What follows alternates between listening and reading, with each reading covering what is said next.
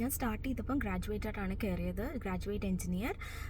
ഇവിടെ ആക്ച്വലി പഠിക്കുന്ന കുട്ടികളാണെങ്കിൽ അവർക്ക് കാഡറ്റ് എഞ്ചിനീയർ എന്ന് പറഞ്ഞ ഒരു റോളുണ്ട്. അത് നമുക്ക് തേർഡ് ഇയർ അല്ലെങ്കിൽ ഫോർത്ത് ഇയറിൽ അവർക്ക് പഠിച്ചുകൊണ്ട് തന്നെ വർക്ക് ചെയ്യാൻ പറ്റും. സോ ബട്ട് ലിമിറ്റഡ് അവേഴ്സ് മാത്രമേ പറ്റുള്ളൂ, ലൈക്ക് എ പാർട്ട് ടൈം. അതാണ് ഫസ്റ്റ് റോൾ എന്ന് പറയുന്നത്. അത് കഴിഞ്ഞിട്ടുള്ള റോളാണ് ഗ്രാജുവേറ്റ്. എനിക്ക് നാട്ടിൽ നിന്ന് അത്ര എക്സ്പീരിയൻസ് ഉണ്ടായിരുന്നില്ലാത്തതുകൊണ്ട് ഞാൻ എൻട്രി ലെവൽ അപ്ലൈ ചെയ്തിട്ടുണ്ടായിരുന്നു.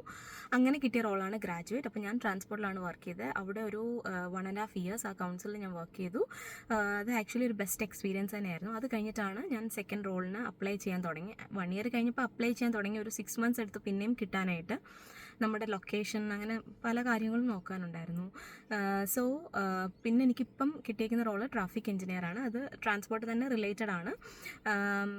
ഇവിടെ വാട്ടർ ആൻഡ് സീവർ, അതുപോലെ ട്രാൻസ്പോർട്ട്, പാർക്സ് ആൻഡ് ഗാർഡൻസ്, ഇതൊക്കെ മെയിൻ കാറ്റഗറിയാണ് സിവിൽ പഠിച്ചവർക്ക്. നിങ്ങൾക്ക് ട്രാൻസ്പോർട്ട് ഇൻട്രസ്റ്റ് ഉണ്ടെങ്കിൽ അങ്ങനത്തെ റോൾസ് നിങ്ങൾക്ക് അപ്ലൈ ചെയ്യാം, ലിങ്ക്ഡിൻ ത്രൂ അല്ലെങ്കിൽ സീക്ക്.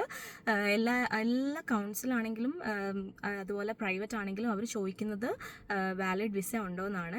ഈവൻ വർക്കിംഗ് വിസയോ അല്ലെങ്കിൽ ബ്രിഡ്ജിൻ വിസയോ അല്ലെങ്കിൽ PR അങ്ങനെ എന്തെങ്കിലും ഒരു വാലിഡ് വിസ അവർ ചോദിക്കുന്നുണ്ടാവും. അതുപോലെ തന്നെ നിങ്ങളുടെ ഒരു ലോക്കൽ അഡ്രസ്സും നിങ്ങളുടെ ഫോൺ നമ്പറും അവർക്ക് നിർബന്ധമാണ്. എങ്കിലും മാത്രമേ അവർ ഇൻ്റർവ്യൂവിന് തന്നെ കോൾ ചെയ്തുള്ളൂ. ബിക്കോസ് അവർക്ക് ലോക്കലി നിൽക്കുന്ന ആരെങ്കിലും തന്നെയാണ് വേണ്ടത്. പിന്നെ ഓരോരുത്തരുടെ ലക്കെന്ന് ഞാൻ പറയും, ചിലവർക്ക് കിട്ടിയിട്ട് ഞാൻ കേട്ടിട്ടുണ്ട്, ബട്ട് അത് ചുരുക്കമാണ്.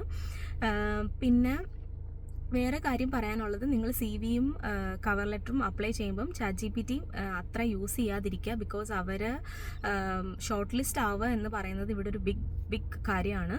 ഫസ്റ്റ് സ്റ്റേജിൽ ഇപ്പം ലോക്കൽ ഗവൺമെൻറ് ആണെങ്കിൽ HR ഡയറക്റ്റ് നമ്മളെ കോൺടാക്റ്റ് ചെയ്യും. പ്രൈവറ്റിലാണെങ്കിലും അങ്ങനെ തന്നെ. ബട്ട് ആ ഒരു സ്റ്റേജ് ഇമ്പോർട്ടൻ്റ് തന്നെയാണ്. അപ്പോൾ നെക്സ്റ്റ് പാർട്ടിൽ കാണാം.